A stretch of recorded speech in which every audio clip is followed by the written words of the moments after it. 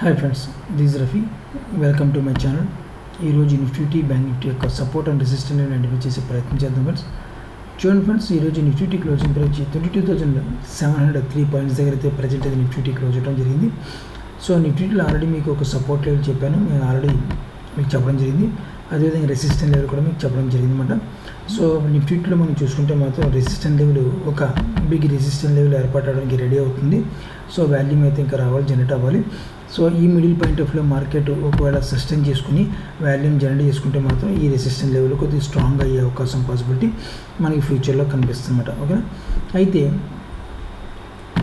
ఇక్కడ మనం మార్కెట్ని మనం చూసుకుంటే మాత్రం ఇప్పుడు ప్రజెంట్ మార్కెట్ చూసుకుంటే మిడిల్ పాయింట్ ఆఫ్ వ్యూ ఉంది ఫ్రెండ్స్. మనకి మార్కెట్ ఈ మిడిల్ పాయింట్ ఆఫ్ వ్యూ ఉన్నప్పుడు మార్కెట్ మనం బయింగ్ కానీ సెల్లింగ్ కానీ హోల్డింగ్లో చేయకూడదు. నేను ముందు నుంచి చెప్తున్నాను.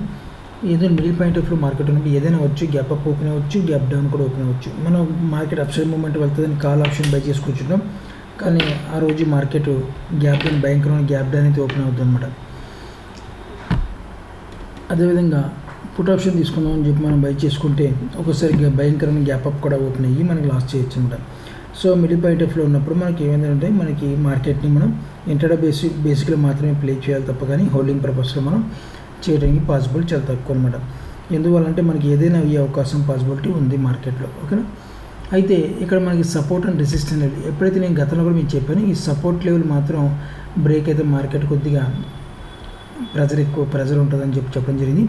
ఈ యొక్క సపోర్ట్ లెవెల్ని మార్కెట్ ఈ సపోర్ట్ లెవెల్ని బ్రేక్ చేసిన వెంటనే ఆ యొక్క ప్రెజర్ని కంట్రోల్ చేయడానికి మనకు ఒక support and resistance level buyers big players అయితే మనకి ఏర్పాటు చేయడం జరిగిందన్నమాట.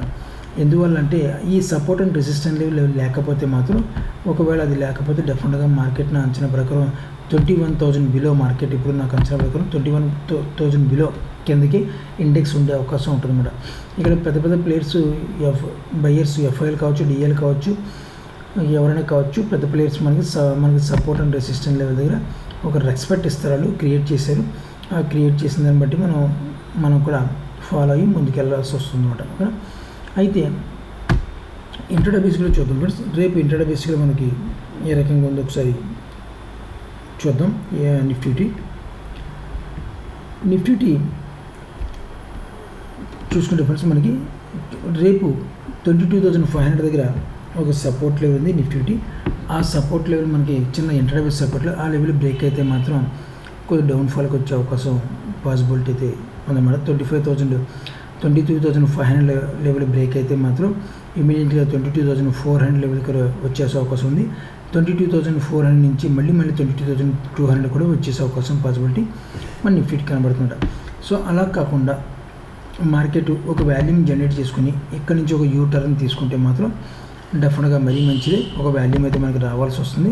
అలా వాల్యూమ్ జనరేట్ చేసుకుని యూ టర్న్ తీసుకుంటే మాత్రం ఈ లెవెల్ మనకి ఈజీగా బ్రేక్ అయ్యే అవకాశం పాసిబిలిటీ ఉంది. తర్వాత మనకి ఈ రెసిస్టెన్స్ లెవెల్ కూడా మనకి ఈజీగానే బ్రేక్ చేసే అవకాశం పాసిబిలిటీ ఉంది. అది కూడా మనకి యూ టర్న్ తీసుకొని మార్కెట్ ఇండెక్స్ ఒక వాల్యూమ్ని అయితే జనరేట్ చేసుకోవాల్సి వస్తుందన్నమాట. అలా వాల్యూమ్ని జనరేట్ చేసుకుంటే మాత్రం డెఫినెట్గా ఒక మంచి మూమెంట్ వచ్చే అవకాశం పాసిబిలిటీ మనకి ఇండెక్స్లో మనం చూస్తామన్నమాట. కానీ లేని పక్షంలో మాత్రం కొద్దిగా మార్కెట్ మళ్ళీ ఎగైన్ ఒకవేళ అలా కాకుండా జరిగితే మాత్రం ఎగైన్ మళ్ళీ మనకి ఈ లెవెల్ దగ్గరికి వచ్చే అవకాశం ఉంది. ఈ లెవెల్ దగ్గర మనం చూసుకుంటే 21,000 దగ్గర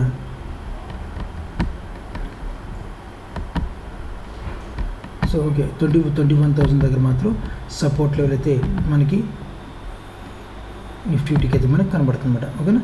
ఈ లెవెల్ బ్రేక్ అయిన తర్వాత మనం ఆలోచిద్దాం. 20,000 లెవెల్ మాత్రం ఈ లెవెల్ దగ్గర మాత్రం ఒక సపోర్ట్ లెవెల్ అయితే ఏర్పాటు చేసుకుని ప్రజెంట్ ఉండటం అయితే జరిగిందన్నమాట. సో అయితే ఒకవేళ అప్సైడ్ మూమెంట్కి వెళ్ళాలి అనుకుంటే మాత్రం రేపు అప్సైడ్ మూమెంట్కి వెళ్ళాలి అనుకుంటే మాత్రం 22,700 కంప్లీట్గా బ్రేక్ అవ్వాలి. 750 అనమాట. 22,750 లెవెల్ బ్రేక్ అవ్వాలి. అది బ్రేక్ అయితే మాత్రం 23,850 first target, 23,000 level second target పెట్టుకోవడం వల్ల ఈ సెకండ్ టార్గెట్ దగ్గర మనకి రెసిస్టెన్స్ లెవెల్ ఉంది. ఈ లెవెల్ దగ్గర కొద్దిగా ప్రెజర్ వచ్చే అవకాశం పాసిబిలిటీ మనకి నిఫ్టీలో కనబడుతుందన్నమాట. ఫ్లాట్గా ఓపెన్ అయితే వెయిట్ అండ్ వాచ్ చేద్దాం ఫ్రెండ్స్. ఓకేనా. సో ఇది ఫ్రెండ్స్ మనకి నిఫ్టీ యొక్క సపోర్ట్ అండ్ రెసిస్టెన్స్ ఈ రకంగా ఉన్నాయి. ఇప్పుడు ఒకసారి బ్యాంక్ నిఫ్టీ ఒకసారి చూద్దాం ఫ్రెండ్స్. చూడండి ఫ్రెండ్స్, బ్యాంక్ నిఫ్టీ 51,526 పాయింట్స్ దగ్గర అయితే బ్యాంక్ నిఫ్టీ అయితే క్లోజ్ అవ్వడం జరిగింది. బ్యాంక్ నిఫ్టీలో ఎప్పుడైతే ఈ లెవెల్ని సపోర్ట్ లెవెల్ని బ్రేక్ చేసిందో ఈ లెవెల్ని ప్రెజర్ అయితే రావడం జరిగింది. ఆ ప్రెజర్ని కంట్రోల్ చేయడానికి సపోర్ట్ అండ్ రెసిస్టెన్స్ ఏర్పాటు చేసుకోవడం జరిగిందన్నమాట. ఓకే, అయితే బ్యాంక్ నిఫ్టీ యొక్క ఇంట్రాడే బేసిక్ లెవెల్స్ ఒకసారి చూద్దాం ఫ్రెండ్స్. మనకి బ్యాంక్ నిఫ్టీలో బ్యాంక్ నిఫ్టీలో మనకి కంప్లీట్గా 51,000 మనకి లెవెల్, మనకి 51 లెవెల్ అయితే బ్రేక్ అవ్వాలి. బ్రేక్ అయితే మరీ మంచిది అనమాట. ఆ లెవెల్ బ్రేక్ అయితే ఇంకా సింగిల్ విండోస్లో మనకి మార్కెట్ ఈ సపోర్ట్ లెవెల్ దగ్గరికి వచ్చేసే అవకాశం ఉంది. అది 1 or 2 డేస్లో కానీ 3 డేస్లో కానీ ఈజీగా వచ్చేసే అవకాశం ఉంటుందన్నమాట. ఓకే, మనకి ఒకవేళ సపోర్ట్ లెవెల్ దగ్గర 51,000 సపోర్ట్ లెవెల్ చేసుకుంటూ మార్కెట్ ఒక అప్సైడ్ మూమెంట్ వెళ్ళాలి అనుకుంటే మాత్రం, మనకి ఆ లెవెల్ బ్రేక్ చేసుకుని వెళ్ళాలి అనుకుంటే మాత్రం డెఫినెట్గా మనకి 51,500 నుంచి 52,000 వరకు మనం టార్గెట్ అయితే పెట్టుకోవడం జరుగుతుంది ఇంట్రాడే బేసిక్లో. ఓకే, ఒకవేళ ఫ్లాట్గా ఓపెన్ అయితే పెట్టడం విజయగా వచ్చేద్దాం. గ్యాప్ డౌన్ ఓపెన్ అయితే మన గ్యాప్ డౌన్ ఓపెన్ అయినా పుట్ ఆప్షన్ తీసుకుంటాను. ఒకవేళ గ్యాప్ అప్ ఓపెన్ అయితే నేను పుట్ ఆప్షన్ తీసుకుంటాను. నియర్ రెసిస్టెన్స్ లెవెల్ దగ్గర ఎక్కడైనా గ్యాప్ అప్ ఓపెన్ అయితే మాత్రం పుట్ ఆప్షన్గా ట్రై చేస్తాను.